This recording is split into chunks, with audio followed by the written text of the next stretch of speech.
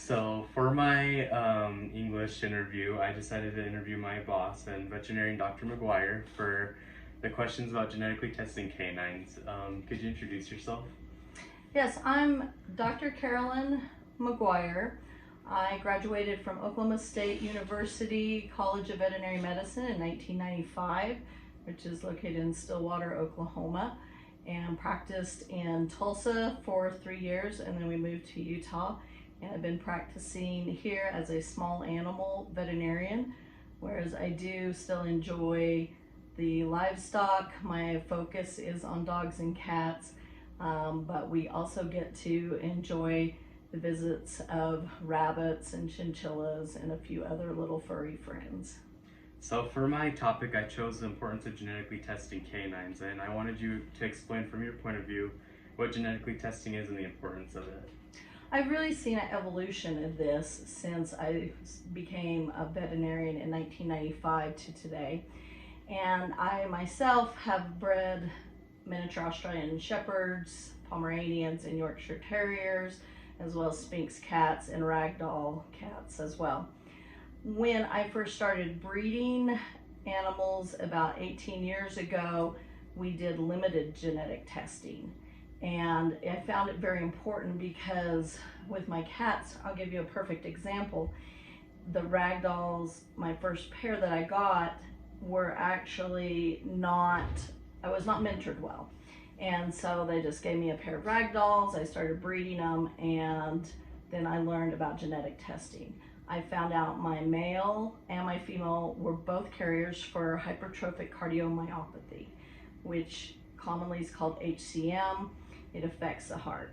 I had a litter of kittens, and in that first litter, after I genetically tested them, this was all in motion before I had the knowledge of these genetic tests.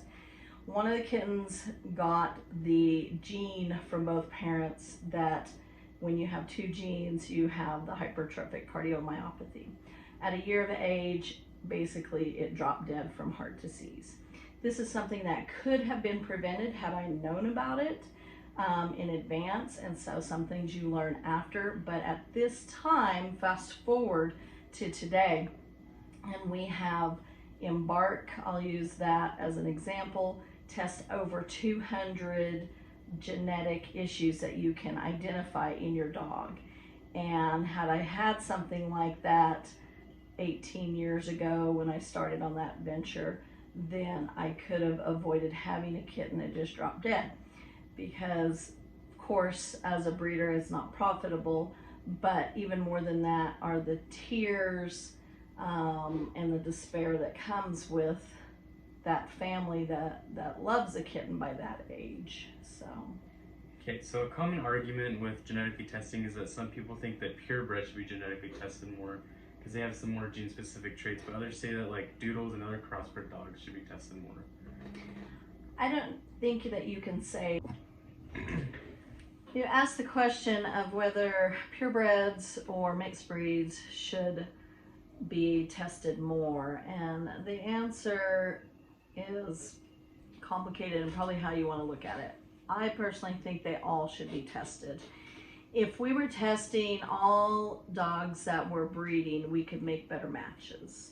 We could, in 2 to 3 generations, eliminate things like degenerative myelopathy. And that's a disease right now that we're seeing affecting boxers, Australian Shepherds. There's a lot of different breeds. And what happens, it doesn't show up till say 8 years of age, but then they get more of a paralysis, and then it starts from the tail and goes forward. And it's a very debilitating disease with no cure. And so wouldn't you rather buy a puppy that you know doesn't have the genes to develop that versus, oh dear, I got a puppy that has this, so in 8 years I've got to decide a wheelchair, euthanasia, or somehow live with it otherwise. And so I would recommend that everybody test every new puppy. But what's even better than that, before you buy that new puppy, ask the breeder, have these parents been tested? Can I see it? Because then you can go ahead and look into whether you're going to have some potential problems, or if they're clear. Exactly. So why do you think breeders don't implement this into their breeding programs enough? I think we can divide it into saying breeders would be more of the preservation breeders, that they have an interest in the breed, like making it as the founders saw this breed, or if new problems have shown up, they want to eliminate that. And then you take the second part of that, and there's a lot of what we call, instead of breeders, call them greeters. They just putting two dogs together. This one looks good, this one looks good. So it could be, you know, an Australian Shepherd with an Australian Shepherd, or, and they don't know what they're doing, and they may get a Merle to Merle breeding where you're going to get the potential of deaf and or blind puppies. Or if you're taking a poodle and a Bernese Mountain Dog and you're putting those together, and you're like, well, just by mixing, I should eliminate a lot of that. But there are problems in both breeds that we don't want to pass on. And so if that genetic testing is done ahead of time, you can go ahead and say, this is not a good combination. I could get puppies that will have PRA from the mom and PRA from the dad. That gene matches up, then you have progressive retinal atrophy and a blind puppy potentially in the future. So, Okay, thank you for your time today. you are welcome.